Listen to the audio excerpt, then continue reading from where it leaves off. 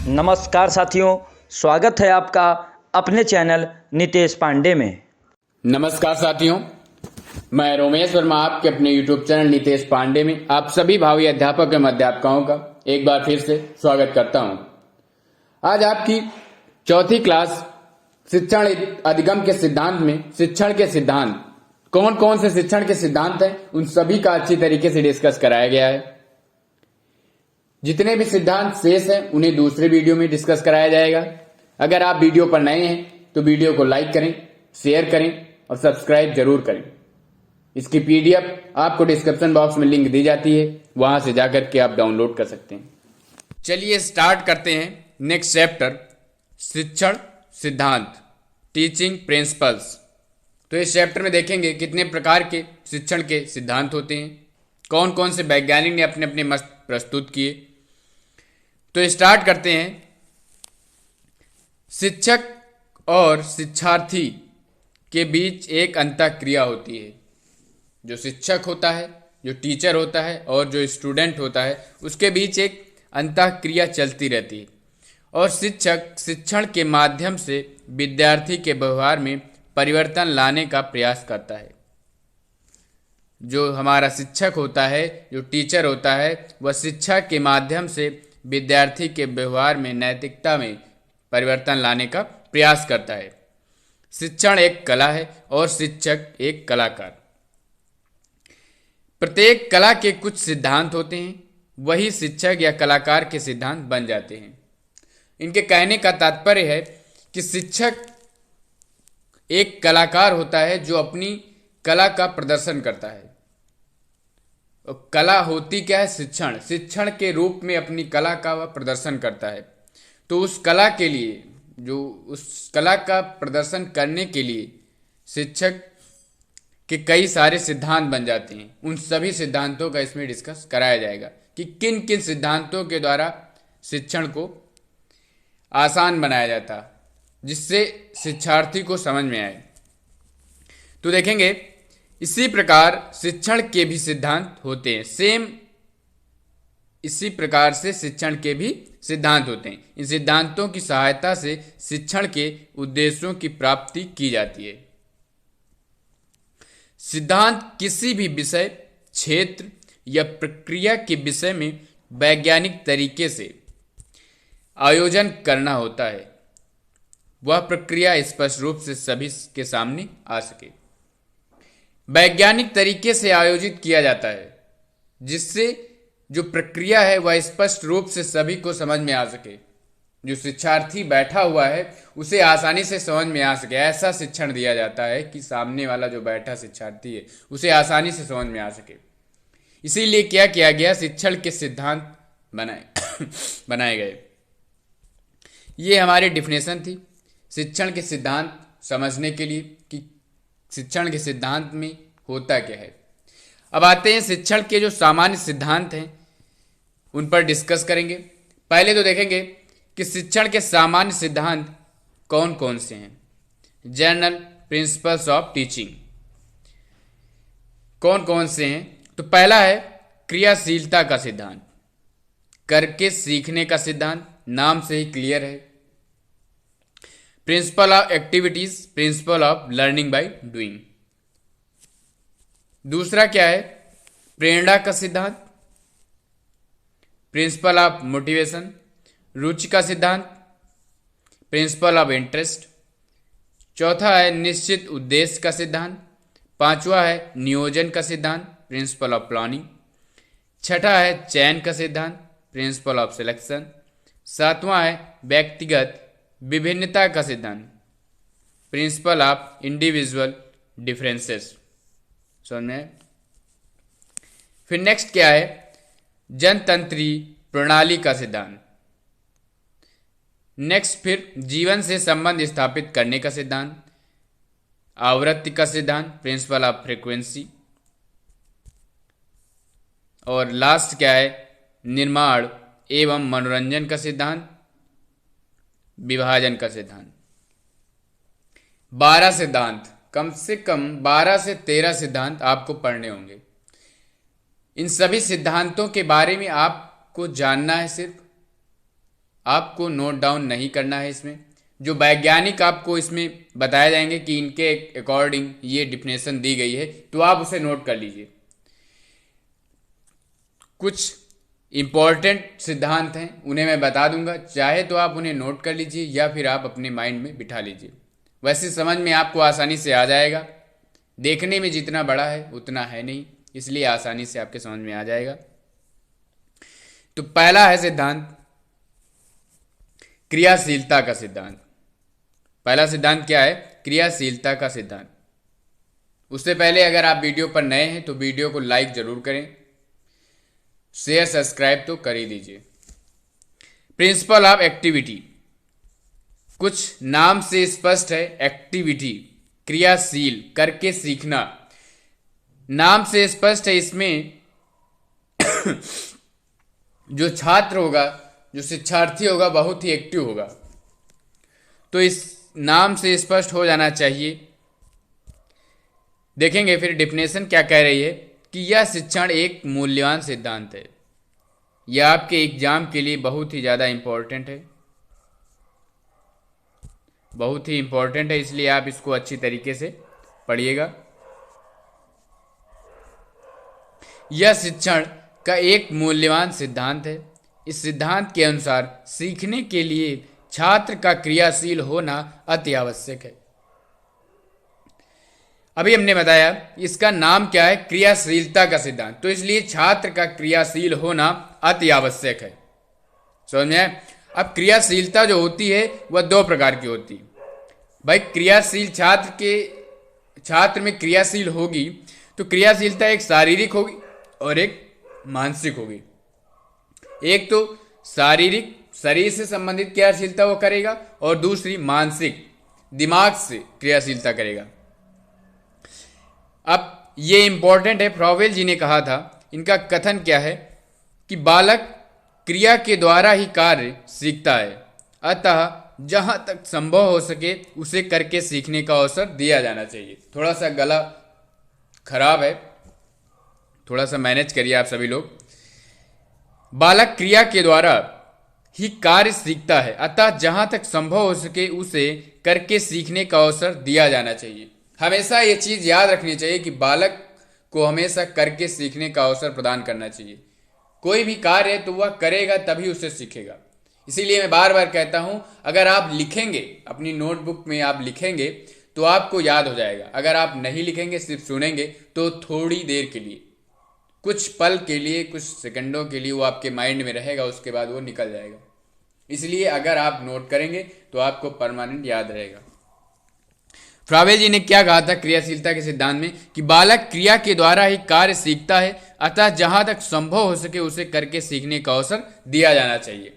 ये बहुत ही important definition है, इसे आप नोट डाउन जरूर कर लीजिए। क्रियाशीलता का सिद्धांत आएगा तो आप अपने मन से बनाकर थोड़ा सा लिख सकते हैं कि छात्र का क्रियाशील होना इसमें बहुत ज़्यादा इंपॉर्टेंट होता है।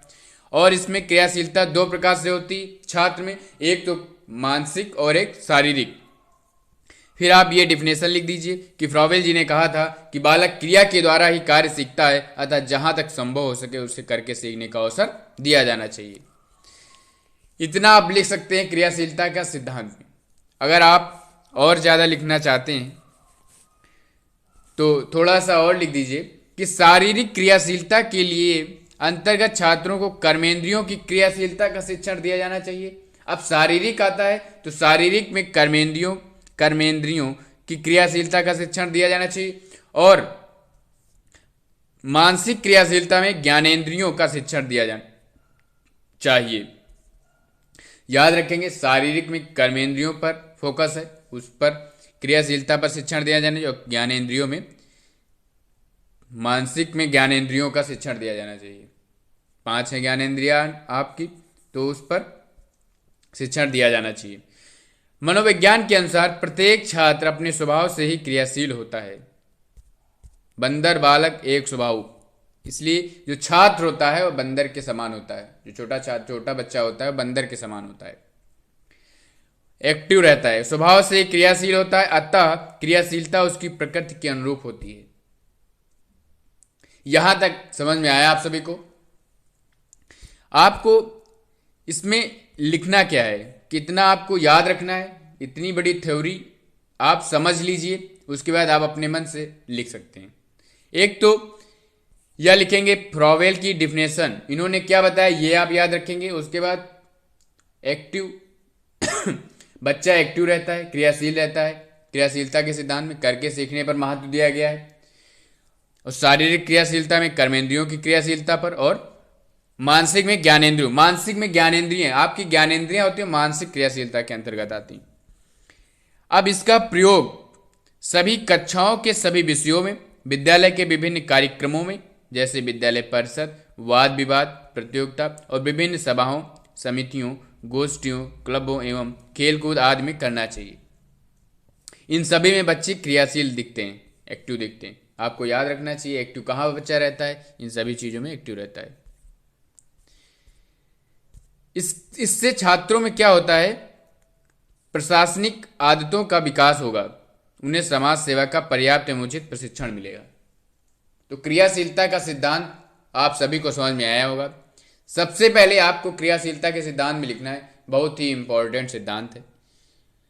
इसमें छात्र का क्रियाशील होना बहुत ही जरूरी होता है। दो प्रकार से क्रियाशीलता होती है, एक शारीरिक होती है और एक मानसिक होती। अब फ्रावेल जी ने जो कथन कहा है वो कथन आप लिखेंगे, या फ्रावेल जी का कथन आप सबसे पहले लिख सकते हैं। फिर शारीरिक क्रियाशीलता जो होती है वह कर्मेंद्रियों पर और मानसिक ज्ञानेंद्रियों पर, समझ में आए। उसके बाद इसका प्रयोग विभिन्न सभा, जहां पर छात्र एक्टिव रहता है वह आप इसका प्रयोग लिख दीजिए कि विभिन्न सभाओं में, वाद विवाद प्रतियोगिताओं में, खेलकूद में, क्लबों में, यहां पर छात्र एक्टिव रहते हैं तो इसका वहां पर यूज किया जाना है। समझ में आए। फिर नेक्स्ट सिद्धांत क्या कहता है, प्रेरणा का सिद्धांत। प्रेरणा, कोई भी छात्र है वह प्रेरणाशील नहीं होता है, प्रेरणा उसे मोटिवेशन करना पड़ता है, प्रेरणा दी जाती। आप मोटिवेशन वीडियो देखते होंगे या आपके सर आपको मोटिवेट करते होंगे, तब आपके अंदर की जो क्षमता होती है वह जागरूक होती है, बजरंगबली जी की तरह। सेम प्रेरणा ही प्राणी की क्रियाशील बनाती है, प्रेरणा ही प्राणी को क्रियाशील बनाती है। प्रेरणा मोटिवेशन, ना कि प्रेरणा जो आपकी क्लास में पढ़ती है। प्रेरणा मोटिवेशन, कोई भी छात्र है उसे आप जितना मोटिवेट करेंगे, उससे कहेंगे कि आप उसकी आप बढ़ाई करिए, या उससे बताइए कि आप ये कर सकते हैं, ये मोटिवेट उसे करिए कि नहीं आप ये कर सकते हैं, आपको करना चाहिए, आप बहुत ही अच्छे बच्चे हैं, आप हमेशा फर्स्ट आते हैं। ये सारी चीजें जो होती है जो मोटिवेट करती बच्चों को। तो प्रेरणा ही प्राणी को क्रियाशील बनाती है। व्यक्ति की प्रत्येक क्रिया जो किसी लक्ष्य को प्राप्त करना चाहती है प्रेरणात्मक होती है। फिर नेक्स्ट देखते हैं, वास्तव में प्रेरणा वह प्रक्रिया है जो समस्त प्रकार के शिक्षण को प्रारंभ करती है और जारी रखते हुए पूरा होने तक चलती रहती है। शिक्षक को चाहिए कि वह प्रेरक तत्वों द्वारा अधिगम को रुचिकर बनाए ताकि प्रभावी संप्रेषण संभव हो सके। एक बार प्रेरित होने के बाद सीखने की प्रक्रिया तीव्र हो जाती है। इसी में शिक्षण की सफलता निहित होती है। वर्तमान शिक्षण विधि में प्रेरणा को बहुत ही महत्व दिया गया है। बिना प्रेरणा के बालक किसी भी कार्य में रुचि नहीं ले सकता। सफल शिक्षण वही है जिसमें बालकों को अध्यापक द्वारा स्वयं कार्य करने के लिए अधिक से अधिक प्रेरणा मिलती है। लास्ट पॉइंट क्या लिखा है, सफल शिक्षण वही है जिसमें बालकों को अध्यापक द्वारा स्वयं कार्य करने के लिए अधिक से अधिक प्रेरणा मिलती है। अध्यापक जितना ज्यादा मोटिवेशन छात्र को करेगा, छात्र उतना ही ज्यादा रुचि उसके मन में उत्पन्न होगी, उतना ही ज्यादा वह काम में मन लगाएगा अपना। इसलिए प्रेरणा जो है छात्र के लिए बहुत ही ज्यादा इंपॉर्टेंट होती है। प्रेरणा के बारे में आप अच्छी तरीके से लिख सकते हैं। एक केली महोदय जी थे, उनका क्या विचार था कि शिक्षण में अप्रेरणा किसी न किसी रूप में उपस्थित रहती है। जो शिक्षण होता है उसमें किसी न किसी रूप में उपस्थित रहती है। प्रेरणा के तरीके क्या होते हैं, कैसे आप शिक्षक हो करके आप कैसे बच्चों को प्रेरित करेंगे, मोटिवेशन उन्हें देंगे, कैसे मोटिवेट करेंगे। प्रेरणा के तरीके क्या होते हैं, शाब्दिक होते हैं और अशाब्दिक होते हैं। एक तो शाबाश, उत्तम, अच्छा। अभी हमने बताया आपको जस्ट कि बच्चे को आप शाबाशी दीजिए, बहुत अच्छा आपने, वेरी गुड, एक्सीलेंट, बहुत अच्छा किया आपने, आप ये कर सकते हैं, उत्तम है, आप बहुत ही अच्छा कार्य आप कर रहे हैं, उसे मोटिवेट करिए। अशाब्दिक में उसे दंड पुरस्कार, इस तरीके से अशाब्दिक तौर पर उसे पुरस्कार दीजिए। जैसे क्लास में कोई बच्चा प्रथम स्थान प्राप्त कर रहा, तो उसे मोटिवेट करने के लिए कि वो हमेशा प्रथम पर बने रहे, और भी बच्चों के सामने उसे पुरस्कार दिया जाता है, और भी बच्चे सोचते हैं इस बार मैं भी फर्स्ट आऊंगा जिससे मुझे भी पुरस्कार मिले। तो यह क्या हुआ, अशाब्दिक हुआ।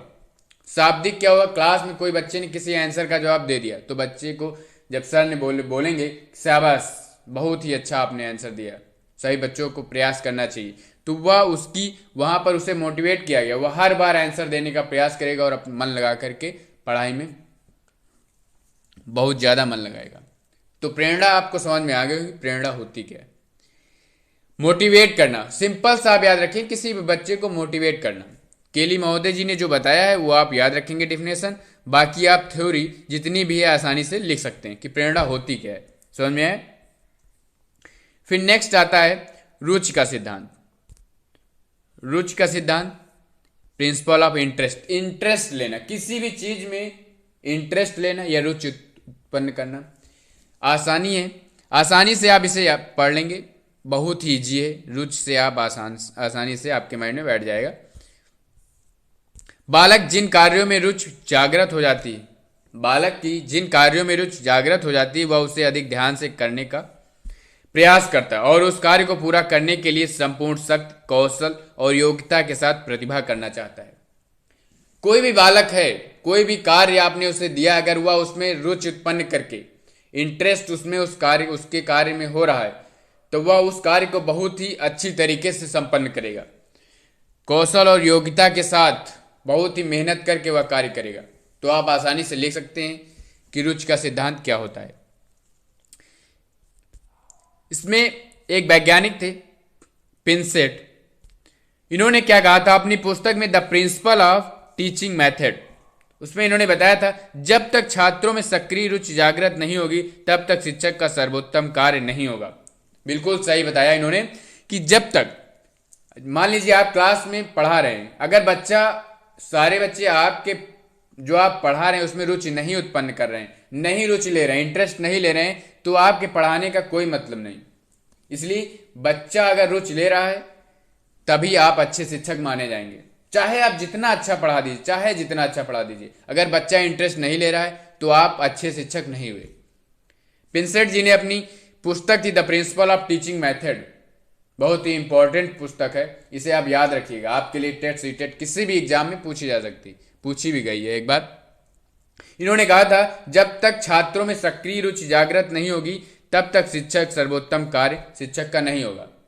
तो बिल्कुल आपको इस तरीके से आपको क्लास में बच्चों को पढ़ाना है कि बच्चे इंटरेस्ट लें उसमें अच्छी तरीके से, तभी आप अच्छे शिक्षक माने जाएंगे।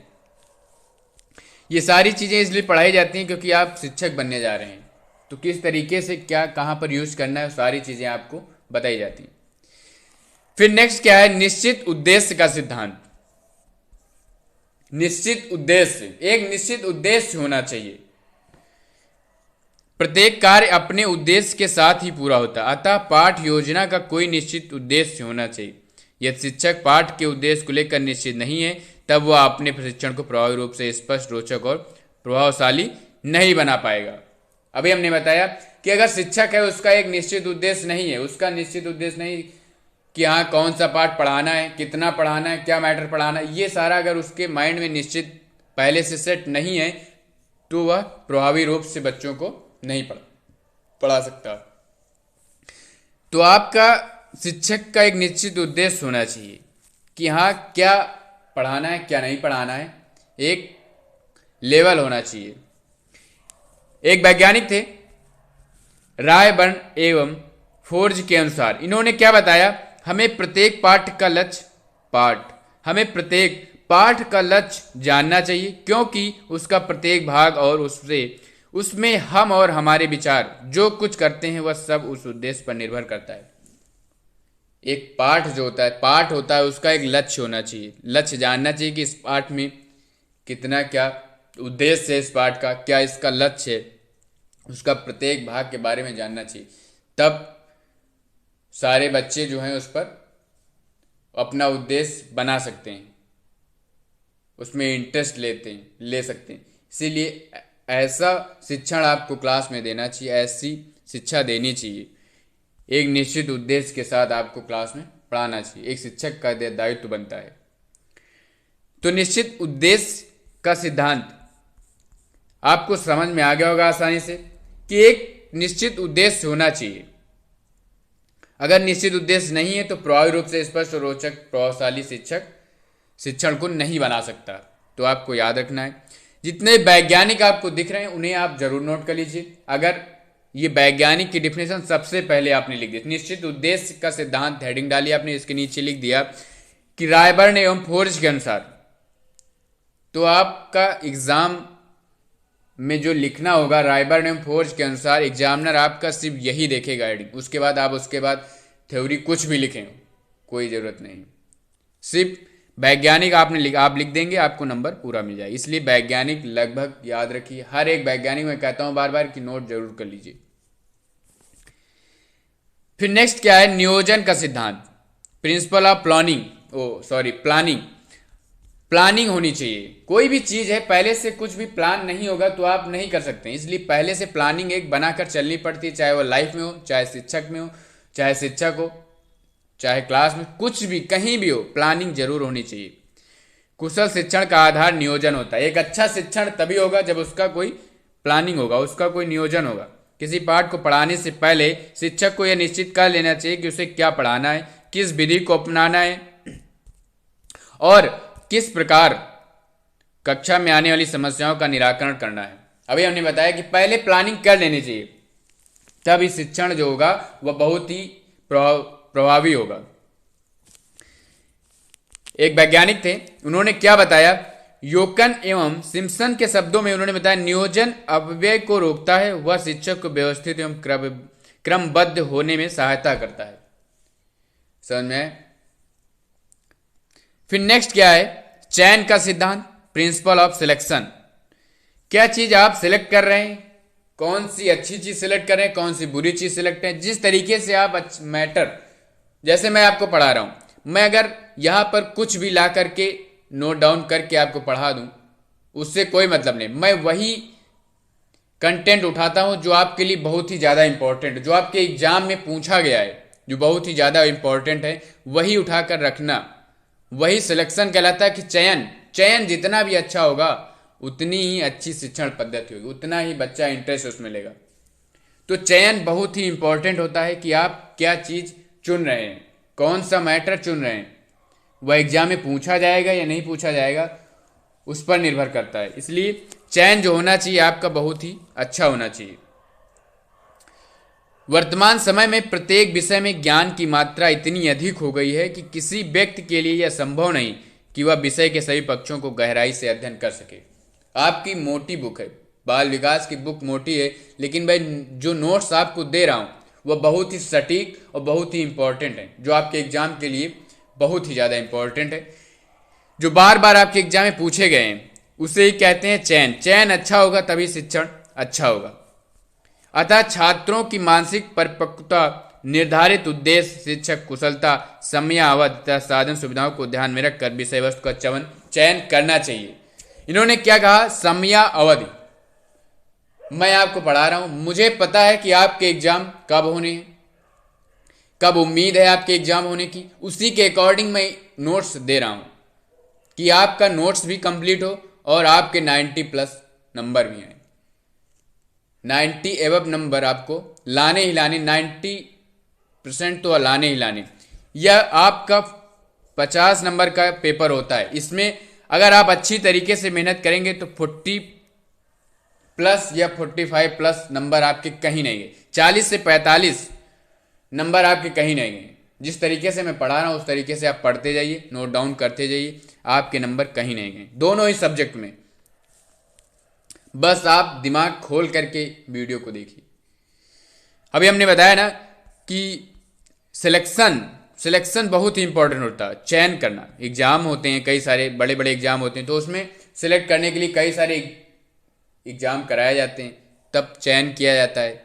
अगर वो अच्छा चयन नहीं करेंगे तो काम अच्छा नहीं होगा। सेम वही प्रोसेस यहाँ पर अगर आप अच्छा कंटेंट तैयार नहीं करते हैं, अच्छा कंटेंट नहीं सिलेक्ट करेंगे तो एग्जाम में नहीं आएगा बच्चों के, तो बच्चे आपका जो आप शिक्षण दे रहे हैं आप अच्छे शिक्षक नहीं माने जाएंगे। समझ में आया? तो शिक्षण के सिद्धांत आपने देखा कि शिक्षण के कौन कौन से सिद्धांत होते हैं। 6 से 7 शिक्षण के सिद्धांत हमने पढ़ा दिए। चयन का सिद्धांत, 6 शिक्षण के सिद्धांत आपके कंप्लीट हो गए हैं।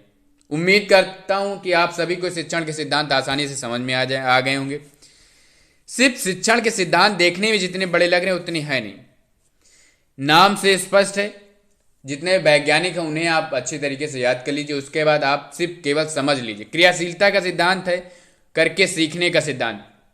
बच्चा का इसमें क्रियाशील होना चाहिए, एक्टिव होता बच्चा, आप बना करके आसानी से लिख सकते हैं। प्रेरणा का सिद्धांत, बच्चे को मोटिवेट करना चाहिए, शाबाशी देना चाहिए, पुरस्कार देना चाहिए, मोटिवेट करना चाहिए जिससे। रुचि का सिद्धांत, उसमें ऐसा क्लास में ऐसा माहौल बनाना चाहिए, शिक्षक को ऐसा कंटेंट देना चाहिए कि बच्चा उसमें इंटरेस्ट ले, रुचि उत्पन्न हो उसमें। एक निश्चित उद्देश्य होना चाहिए पढ़ाने के लिए। नियोजन, कैसे प्लानिंग बनानी चाहिए कि क्या पढ़ाना है आज, क्या नहीं पढ़ाना है, कितने टाइम तक पढ़ाना है, ये सारी चीजें प्लानिंग करके कार्य करना चाहिए। चयन का सिद्धांत, कैसे आप चयन करेंगे कि यहाँ कोई भी कंटेंट कैसे चयन करेंगे कि यहाँ इतनी समय अवधि में हमको इतना सारा पढ़ाना है, वो सारी चीजें। बस आप अपने को शिक्षक मानकर चलिए कि आप एक शिक्षक हैं, आपको अच्छा शिक्षक बनना है तो कैसे शिक्षण दें बच्चों को, सेम वही प्रोसेस में बताई जाती है।